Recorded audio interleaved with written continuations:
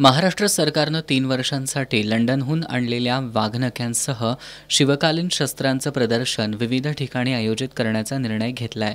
कोल्हापुरातील लक्ष्मीविलास पॅलेसमध्ये आजपासून हे प्रदर्शन सुरू होऊन 6 मे 2026 पर्यंत चालेल असं जाहीर करण्यात आलं होतं।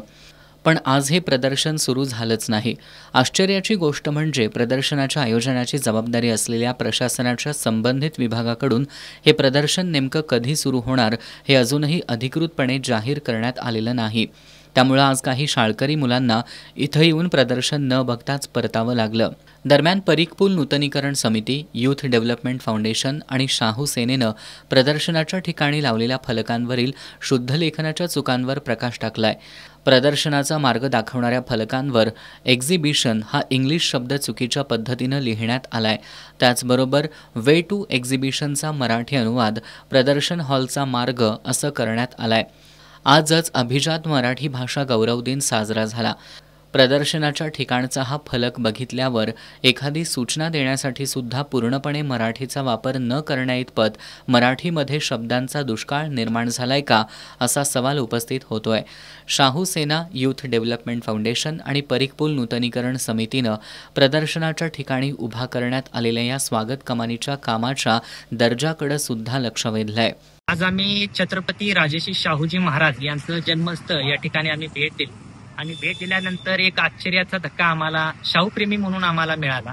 त्याचं कारण असं आहे की या ठिकाणी तुम्ही बघू शकता की मूळ कमान असताना सुद्धा एक ज्या पद्धतीनं एक चित्रपटामध्ये सेट उभा केला जातोय अशा पद्धतीची एक स्वागत कमान उभी केलेली आहे आणि ती निकृष्ट दर्जाची आहे। खरं तर ही राजर्षी छत्रपती शाहूजी महाराजांची जन्मभूमी आहे आणि त्यांचा वारसा जपणं, त्यांचं कार्य जपणं ही अत्यंत खूप मोठी गोष्ट कोल्हापूरकरांसाठी असताना सुद्धा या ठिकाणी जो आलेला जो निधी आहे अशा पद्धतीनं पाण्यासारखा वाहत चाललेला जो निधी आहे आणि निकृष्ट दर्जाचं त्या ठिकाणी जे बांधकाम या ठिकाणी सुरू आहे, प्रशासनाचं याकडे दुर्लक्ष आहे।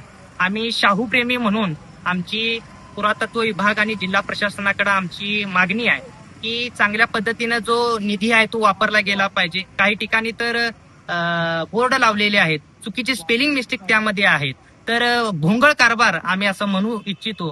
तर या भोंगळ कारभाराची चौकशी झाली पाहिजे आणि जे अधिकारी आहेत, जे दोषी अधिकारी आहेत त्यांच्यावर कारवाई झाली पाहिजे, अन्यथा शाहूप्रेमी म्हणून आणि कोल्हापूरकर म्हणून आम्ही आंदोलन करू। खरंच हे प्रदर्शन शिवछत्रपतींसह शिवकालीन शौर्याची गाथा सांगणारं असेल तर त्याला शोभेल असंच त्याचं आयोजन व्हावं हे अपेक्षित असताना पुरातत्व विभाग आणि जिल्हा प्रशासन त्याकडे गांभीर्यानं लक्ष देत नसल्याचं दिसून येतंय।